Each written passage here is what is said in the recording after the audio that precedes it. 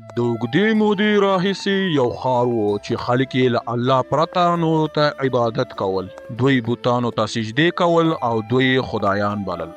خو په دې ښار کې یو څو ځوانان وو چې زړونه یې د حق په رڼا روښانه وو. دوی پوهېدل چې یوازې الله دی چې عبادت یې مستحق دی. دوی پریکړه وکړه چې خپل ایمان وساتي که څه هم د دوی ژوند په خطر کې و. ورونو موږ نور نشو کولی په دې ښار کې پاتې شو. دوی غواړي چې موږ دې بوتانو ته سجده وکړو، خو موږ یوازې د اسمانونو او د ځمکې د څښتن عبادت کوو. که موږ دلته پاتې شو نو یا به مو ووژني او یا به مو دې ته اړ کړي چې خپل ایمان پرېږدو. تا نسا ته رښتیا وایي، موږ چېرته لاړ شو؟ د ښار نه بهر یو غار دی، غرونه شته دی، هلته موږ کولی شو خپل ایمان وساتو. هلته به موږ د دوی له ظلم او جبر څخه خوندي یو. زه چمتو یم، زه به خپل ایمان پرې نږدم. زه هم چمتو یم.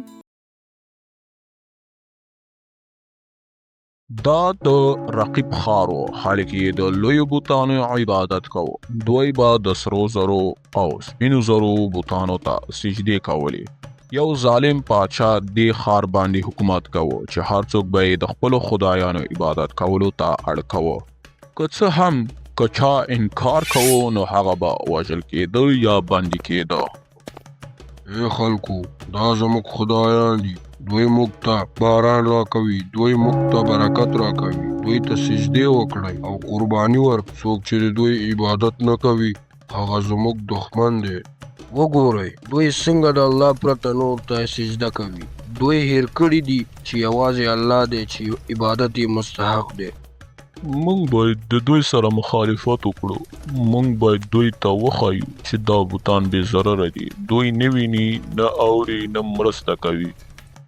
د دې ښار په منځ کې اووه ځوانان وو چې الله تعالی هغوی ته د حق لاره ورښودلې وه. دوی پوهېدل چې بوتان یوازې ډبرې دي.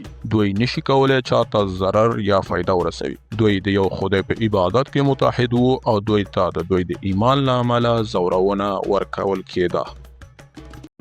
موږ باید چمتو اوسو، دوی به موږ پیدا کړي.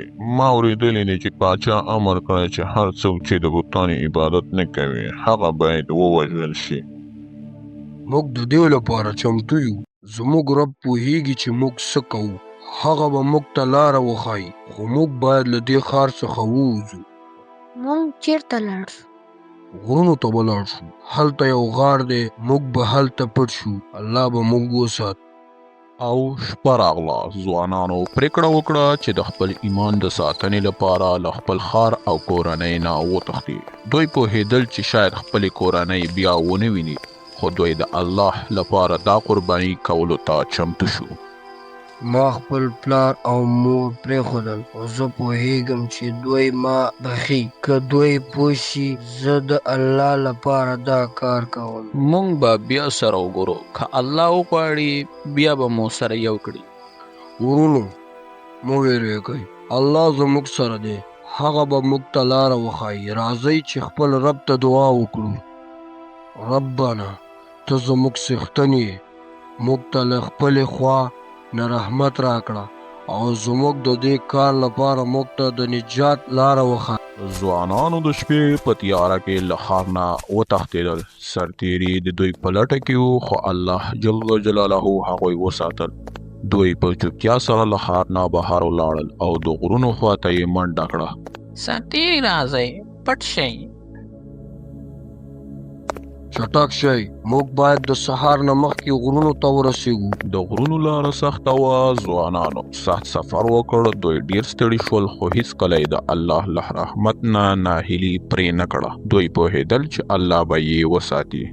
زه نور نشم کولی، څومره لرې دی؟ نږدې دی، هلته وګورئ، هغه غار دی. د الله شکر دی، موږ ورسېدو. راځئ چې دننه لاړ شو. ځوانانو غار ته پناه جوړه. دوی ویرېدل، خو د دوی ایمان قوي و. دوی له الله نه مرسته غوښته او د هغې په رحمت یې باور وکړ. دوی ویل ربنا مونږ ته رحمت راکړه او زمونږ کار مونږ ته سم کړه. ته همیشه ته فکر کوي چې الله به موږ وساتي. هو لوسیوسا، هغه چې موږ ته یې دا لاره وښودله هغه به موږ وسات. موږ یوازې هغې ته دعا کوو. الله تعالی د دوی دعا واورېده او هغه یې د اوږدې مودې لپاره ویده کړل. دوی په داسې ځای کې ویده وو چې لمر به په دوی نه لګېده. کله چې لمر راوتلو نو له ښي لورې به تېرېده او کله چې به غروبېده نو له چپ لورې به تېرېده. دوی د الله په امن کې وو. دوی په غار کې د اوږدې مودې لپاره ویده پاتې شول. کله به چې دوی یو اړخ ته ویده وو الله به د دوی بل اړخ ته واړول. په دې ټول وخت کې دوی ته هیڅ ضرر نه و رسېدلی.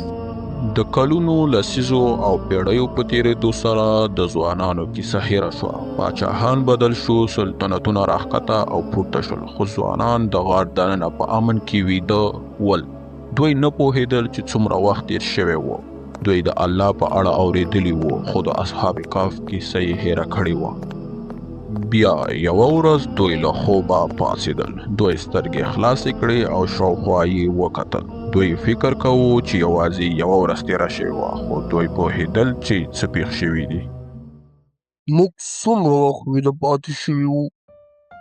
ما فکر کوم چې یو ورځ یا د یوې ورځ برخه وي. الله پوهېږي چې موږ څومره ویده پاتې شو. موږ باید یو څوک ښکار ته واستوو چې خواړه راوړي. ځوانان ویرېدل که چیرې دوی ټول ښار ته لاړ شي نو دوی به وپېژندل شي او شاید ووژل شي. نو دوی پرېکړه وکړه چې یو ځوان ښار ته لاړ شي او خواړه راوړي. موږ ټول نشو کولی ښار ته لاړ شو. که موږ وپېژندل شو نو ټول به ووژل شو. یو ځوان دې لاړ شي او خواړه راوړي. زه به ځم، زه به پټ پټ ښار ته لاړ شم او خواړه به راوړم. زه به احتیاط کوم.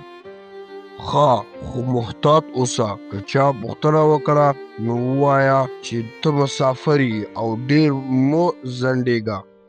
لیوسوس ښار ته لاړ. هغه ولیدل چې ښار بدل شوی دی. خلک یې بیل شکل لري، جامې یې بیلې دي او دوی د الله تعالی عبادت کوي نه د بوتانو.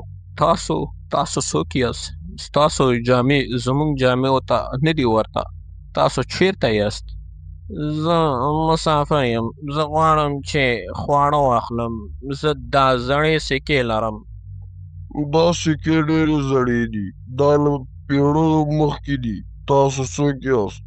کله چې خلکو لیوسوس ته وکتل او د هغې سکې یې ولیدې نو پوه شول چې دا یو ځانګړی سړی دی. دوی هغه پاچا ته بوت. پاچا د هغه کیسه واورېده او حیران شو.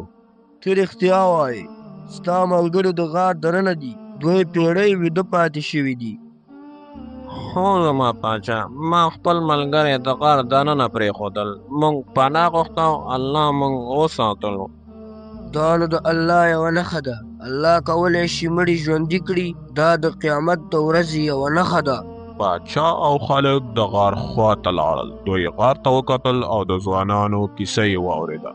دوی پوه شول چې الله تعالی د دې واقعې له لارې دوی ته یوه نښه ښودلې ده. ای خلکو، دا د الله یوه نښه ده. هغه کولی شي مړي ژوندي کړي. هغه کولی شي انسانان د پیړیو لپاره وساتي. موږ باید په دې واقعې څخه عبرت واخلو او د الله په رحمت باور وکړو. سبحان الله، دا څونه لویه نښه ده. الله څونه قدرت لري. موږ باید د دې ځای په یاد کې یو څه جوړ کړو. د دوی کیسه د تل لپاره د ایمان، صبر او د الله د قدرت یوه نښه پاتې شوه. د دوی کیسه موږ ته دا درس راکوي چې الله هغه کسان ساتي چې په هغه باور لري او د هغې لپاره هر څه پرېږدي. دا کیسه موږ ته دا درس راکوي. هغه څوک چې الله باندې ایمان لري الله به یې ساتي. د سختو وختونو په وړاندې صبر وکړئ. الله هغه کسان هیر نه کړي چې د هغې لپاره خپل هر څه پرېږدي. دا د اصحاب کهف کیسه د الله د قدرت یوه نښه ده. دا کیسه د هغه ټولو کسانو لپاره ده چې د خپل ایمان په ساتنه کې سختي زغمي. الله هغه کسان ساتي چې په هغه باور لري. د اصحاب کهف کیسه موږ ته د صبر، ایمان او د الله د قدرت یادونه کوي. هیڅکله د الله له رحمت نه مه نا امیده کیږئ.